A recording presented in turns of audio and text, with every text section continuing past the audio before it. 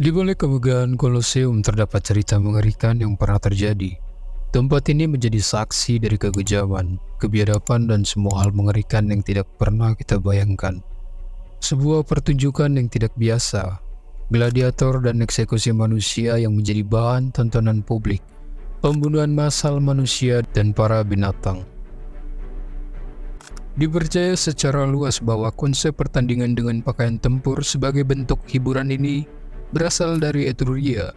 Etruria berasal dari wilayah Etruria, Italia, dan kekuasaan mereka mencapai puncaknya pada abad ke-7 sebelum Masehi. Dalam budaya Etruskan, pertarungan berpasangan diadakan di pemakaman prajurit yang mati. Istilah gladiator berasal dari kata Latin yaitu gladius, yang berarti pedang, peralatan vital untuk gladiator manapun. Pada pertunjukan di Roma, pameran ini menjadi sangat populer dan bertambah besar dari yang awalnya 3 pasang pada pameran pertama pada tahun 264 sebelum Masehi pada saat pemakaman Brutus menjadi 300 pasang pada masa Julius Caesar. Oleh karena itu, pertunjukan diperpanjang dari 1 hari hingga 100 di bawah Kaisar Titus dan Kaisar Trajanus dalam kemenangannya tahun 107 Masehi. Memiliki 5.000 pasang gladiator. Gladiator memegang posisi unik dalam masyarakat Romawi kuno. Mereka ditakuti sekaligus dicintai, dicerca dan dikagumi oleh orang-orang yang mereka hibur. Gladiator menempati anak tangga terendah dari tangga sosial bersama para budak. Bahkan ada juga yang mengalami aib infamia, penghapusan semua hak warga negara. Gladiator adalah pria dan terkadang wanita yang menghadapi ketakutan dan kebrutalan setiap hari. Mereka berjuang untuk bertahan hidup sebagai hiburan publik di seluruh kekaisaran Romawi. Mirisnya, gladiator hanya meninggalkan arena sebagai pemenang atau mati dalam pertarungan. Meski dianggap sebagai pahlawan di dunia hiburan, kisahnya tragis dan memilukan. Pertandingan ini mencapai puncaknya antara abad pertama sebelum Masehi dan kedua sebelum Masehi, serta mulai menurun pada awal abad kelima Masehi, serta diterimanya Kristen sebagai agama negara pada tahun 390-an.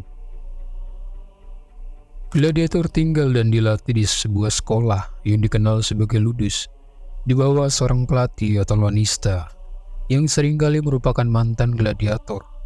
Dengan demikian, gladiator adalah komoditas mahal bagi pemilik sekolah, dan oleh karena itu dirawat dengan baik. Mereka memiliki rezim pelatihan harian yang terstruktur dan diet ketat seperti atlet zaman modern. Gladiator dibedakan oleh persenjataan dan baju tempur mereka, dan setiap jenis gladiator memiliki nama tertentu. Murmillo berasal dari ikan Mediterania. Gladiator ini memiliki lambang berbentuk ikan di helmnya. Dia bersenjatai dengan perisai lonjong besar, pedang pendek dan pelindung di kaki kiri. Samnite juga dipersenjatai dengan perisai persegi panjang dan pedang pendek. Dia menggunakan helm khas dengan pelindung seperti panggangan yang menawarkan perlindungan, tetapi juga penglihatan yang terbatas. Sekutur mengenakan armor kelas menengah yang memberi perlindungan di lengan dan satu di pelindung kaki. Dia membawa perisai kecil untuk memungkinkannya bergerak lebih baik. Gladiator bersenjata paling ringan adalah Retiarius. Gladiator ini hampir tidak menggunakan baju khusus, dan senjatanya terdiri dari jaring dan trisula. Namun tanpa segala perlengkapan, Retiarius lebih lincah. Ia mampu menggunakan kecepatan untuk melampaui lawan-lawannya. Menariknya, ada juga gladiator wanita yang sesekali muncul di arena. Gladiatrix hanya bertarung dengan wanita lain. Biasanya mereka tidak mengenakan baju tempur, kecuali satu pelindung kaki, serta membawa perisai lonjong dan pedang. Permainan umum termasuk pertarungan gladiator sangat populer di kalangan semua orang, mulai dari senator hingga budak. Hebatnya, ada bukti bahwa senator dan penunggang kuda bahkan ingin bertarung sebagai gladiator sendiri. Kaisar Augustus dan Tiberius memperkenalkan undang-undang yang melarang anggota kelompok elit masyarakat ini menjadi gladiator. Namun sejarawan Romawi Cassius Dio mencatat bahwa Kaisar Commodus pernah menyatakan dirinya sebagai gladiator. Ia dikatakan telah membunuh banyak pria dan binatang buas di arena publik.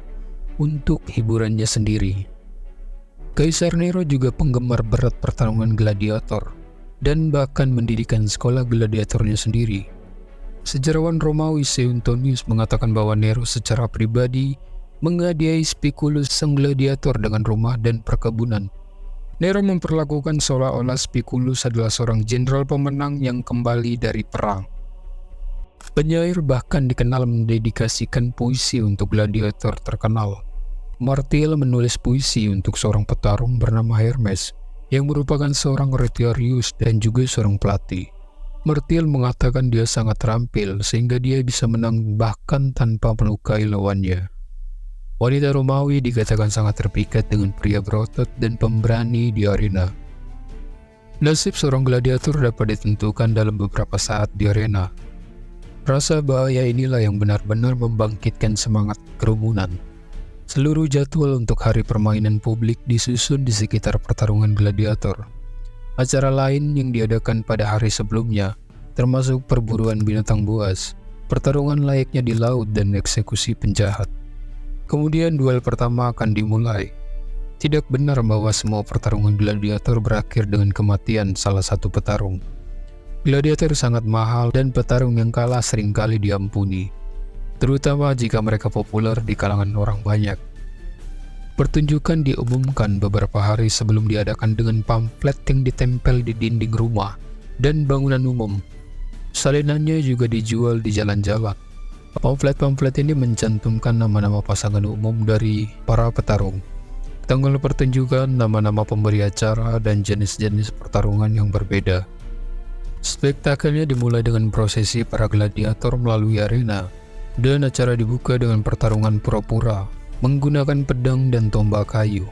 Sinyal untuk pertarungan nyata diberikan dengan bunyi trompet, dan mereka yang menunjukkan ketakutan diusir ke arena dengan cambuk dan besi panas. Ketika waktu mereka akhirnya tiba, para gladiator diarak mengelilingi arena untuk dikagumi orang banyak. Jika seorang kaisar hadir, mereka akan berdiri bersama dan menyatakan sebagai berikut: "Salam Kaisar, kami yang akan mati salut padamu." Kemudian duel pertama akan dimulai. Ketika seorang gladiator terluka, para penonton berteriak "Habet" atau "dia terluka". Jika dia berada di bawah belas kasihan lawannya, dia mengangkat jari telunjuknya untuk memohon belas kasihan dari orang-orang. Pemberi acara menyerahkan keputusan mengenai hidup atau matinya. Jika para penonton menginginkan belas kasihan, mereka melambaikan sapu tangan mereka. Jika mereka menginginkan kematian gladiator yang kalah, mereka mengarahkan ibu jari mereka ke bawah. Ini adalah pandangan populer. Pandangan lain adalah bahwa mereka yang menginginkan kematian gladiator yang kalah mengarahkan ibu jari mereka ke dada sebagai sinyal untuk menikamnya. Dan mereka yang menginginkan dia diselamatkan mengarahkan ibu jari mereka ke bawah sebagai sinyal untuk menurunkan pedang. Hadiah kemenangan berupa ranting-ranting palem dan kadang-kadang uang. Jika seorang gladiator selamat dari beberapa pertarungan, dia bisa dibebaskan dari tugas lebih lanjut. Namun, dia bisa mendaftar kembali setelah dibebaskan.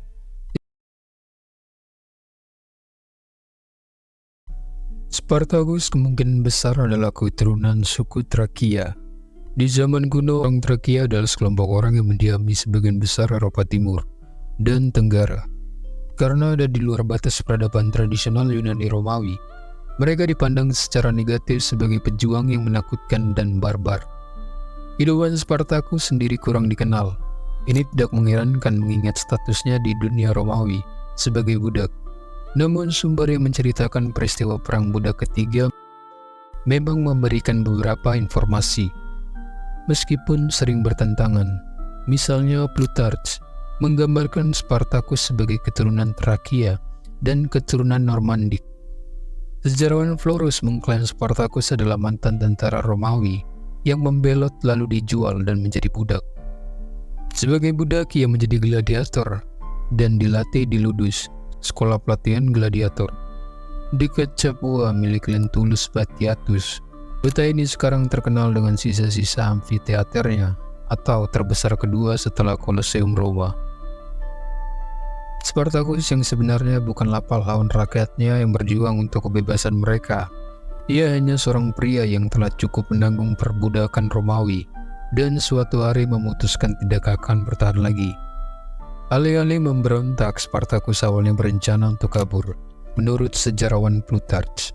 Namun begitu rencana itu diketahui, mereka tidak punya pilihan lain selain berjuang untuk kebebasan mereka atau tunduk pada eksekusi.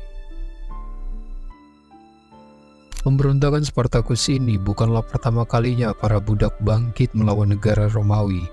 Sebelumnya ada perang budak pertama, tahun 135 dan 132 sebelum Masehi, dan kedua 104 sampai 100 sebelum Masehi. Tetapi pemberontakan Spartacus berbeda karena mengancam jantung negara Romawi.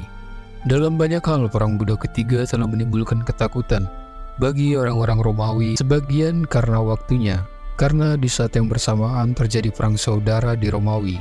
Pemberontakan Spartacus ternyata memantik suasana panas perubahan dan pergolakan di Italia. Kemudian pada tahun 73 sebelum Masehi, Romawi mengirim Gaius Claudius Glaber, seorang praetor, untuk mengatasi Spartacus dan para pemberontaknya. Dengan kekuatan sekitar 3.000 orang, milisi Glaber yang tergesa-gesa mengepung para pemberontak di Vesuvius. Namun mereka tidak mengandalkan kecerdasan Spartacus dan yang lainnya. Mereka mampu menuruni tebing di Vesuvius dan mengepung Glaber. Orang-orang Romawi dikalahkan.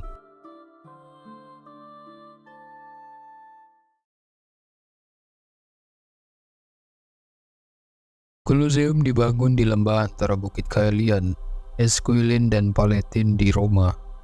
Pada 64 sebelum Masehi, masa kepemimpinan Kaisar Nero, daerah kota ini dirusak oleh kebakaran besar. Kebakaran ini dijadikan alasan untuk merebut ruang di ibu kota kekaisaran untuk tujuannya sendiri. Nero mengambil tanah itu untuk dijadikan Domus Aurea yang terkenal, atau rumah emas yang menyatakan kekuasaannya. Setelah Nero bunuh diri, penerusnya berusaha memulihkan Roma dan menghapus warisan Nero. Ini termasuk Domus Aurea. Tanah yang diambil alih oleh Nero untuk keperluan pribadi dikembalikan untuk penggunaan umum. Sebuah amfiteater yang luas, tempat hiburan populer dan simbol kebaikan kekaisaran di jantung ibu kota adalah pilihan yang tepat. Sama seperti Kaisar Flavianus, kaisar penerusnya pun memanfaatkan Colosseum untuk mendapatkan keuntungan politik. Para kaisar berinvestasi di arena yang luas, baik dalam permainan atau dalam struktur arena itu sendiri.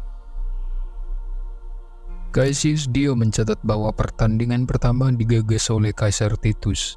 Sekitar 9.000 hewan liar dibunuh di arena, bersama dengan pertempuran antara pejuang tunggal, kelompok laki-laki, dan pacuan kuda. Kaisar Domitianus menghiasi warisan keluarganya ke ibu kota kekaisaran dengan menambahkan tempat duduk tambahan ke tingkat atas arena. Dan dia juga membangun sebuah sekolah gladiator tepat di sebelah timur Colosseum pada akhir abad pertama. Tempat duduk di Colosseum dibagi menjadi tingkatan-tingkatan yang berbeda, berdasarkan status sosial dalam masyarakat Romawi. Podium utama yang terletak di bagian utara dan selatan untuk kaisar dan keluarganya. Pada tempat ini memberikan pemandangan yang terbaik. Dilihat dari arena, terdapat tempat istirahatnya. Tempat penyimpanan harta juga berada di tingkat ini. Kemudian pada tingkat yang sama dengan platform yang lebih luas merupakan podium khusus untuk para senator Roman, yang boleh membawa kursi sendiri. Nama-nama beberapa senator masih dapat dilihat dari ukiran pada batu yang menjadi tempat duduknya.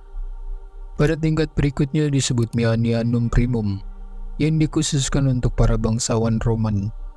Selanjutnya pada tingkat ketiga adalah Meanianum Secundum, yang dibagi-bagi lagi menjadi 3 bagian. Bagian paling bawah atau imum digunakan untuk para orang kaya. Di bagian atasnya lagi sumum, digunakan untuk rakyat jelata, dan yang terakhir di bagian kayu, Meanianum Secundum in Legnes, adalah tempat yang strukturnya dari kayu di paling atas bangunan. Tempat itu merupakan tempat untuk berdiri saja yang digunakan untuk para wanita rendahan. Setelah 2 tahun Colosseum digunakan sebagai tempat pertunjukan, anak termuda Vespasian yang bernama Domitian memerintahkan untuk mengkonstruksikan area bawah tanah atau hipogeum. Dua tingkat jalur bawah tanah yang saling berhubungan berupa terowongan dan kurungan, di mana para gladiator dan binatang ditempatkan sebelum pertarungannya dimulai. Di sana juga disediakan jebakan-jebakan berupa pintu jebakan yang digunakan untuk mencegah masuknya hewan-hewan buas yang tidak direncanakan ke arena dan untuk menjaga tempat penyimpanan senjata di dalam koloseum tersebut. Alih fungsi koloseum sebagai arena berlangsung lama dan berlarut-larut. Pertama, Honorius melarang pertarungan gladiator pada akhir abad ke-4 Masehi. Namun, struktur tersebut ternyata masih merupakan tempat penting di Roma. Bukti epigrafis yang menunjukkan bahwa Theodosius II dan Valentinian III yang memerintah pada pertengahan abad ke-5 memulihkan struktur tersebut. Kemudian di zaman para paus, Koloseum menjadi subjek banyak pertimbangan. Pada akhir abad ke-16, Paus Sixtus V, salah satu pembangun besar Roma, mengajukan rencana untuk mengubah Koloseum menjadi public wall. Ini untuk memberikan pekerjaan jujur bagi para pelacur. Tetapi kematiannya mengakhiri proposal dan rencana ini. Selama 4,5 abad Koloseum digunakan, program permainan dan pertunjukan tidak pernah berubah. Flavian Amphitheater, seperti yang disebut oleh orang Romawi, menjadi tuan rumah hiburan beragam pertunjukan. Acara tidak hanya mencakup pertarungan hewan dan pertunjukan berburu di pagi hari. Sekitar tengah hari penonton dapat menyaksikan eksekusi orang-orang yang telah melakukan kejahatan berat. Sore harinya pertarungan gladiator berlangsung. Mengapa eksekusi dilakukan di depan umum dan ditonton oleh banyak orang? Ini mungkin sebuah peringatan akan konsekuensi dari kejahatan serius. Daftar kejahatan yang mendapat hukuman mati cukup panjang. Pengkhianatan, pemberontakan melawan otoritas, perusak tanaman, pencuri malam hari, membakar rumah, pemerkosaan, penipuan pelanggan, pencemaran nama baik kuil, pelanggaran janji, pencurian ternak atau tanaman, sumpah palsu, mengubah batas wilayah lapangan secara sewenang-wenang, dan banyak lagi alasan untuk hukuman mati. Ada juga perbedaan apakah terpidana adalah warga negara Romawi atau bukan. Bagi orang Romawi, metode eksekusi Romawi adalah melalui pemenggalan kepala. Cukup mengejutkan, ini adalah cara yang terhormat untuk mati, karena menghindari kematian yang lambat, sangat brutal, atau penghinaan publik. Di luar orang Romawi, mereka dieksekusi dengan berbagai cara lain. Ini tergantung pada kejahatan yang dilakukan dan status sosialnya. Ada berbagai macam metode eksekusi Romawi.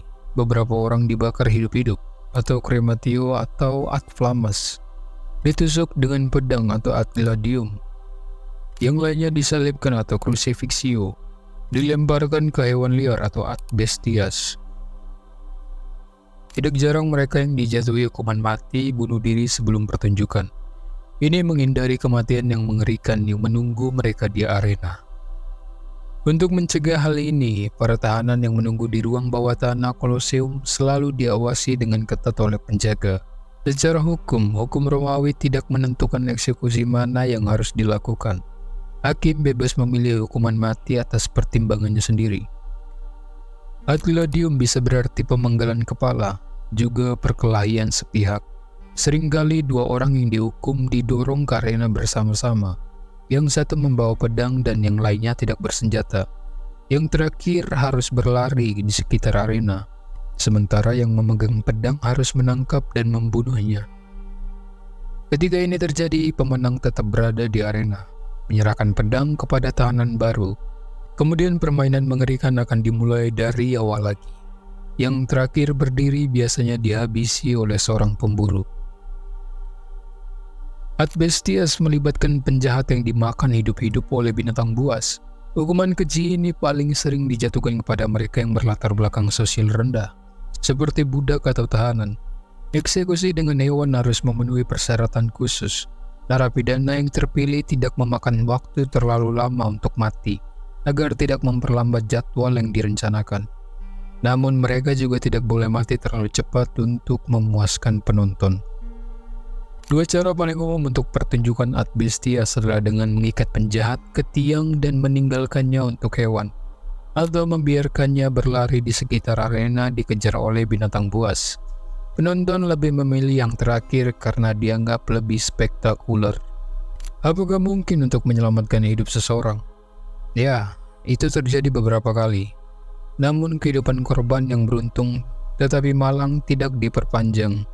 Ia akan digunakan dalam pertarungan berikutnya atau tenggorokannya dipotong.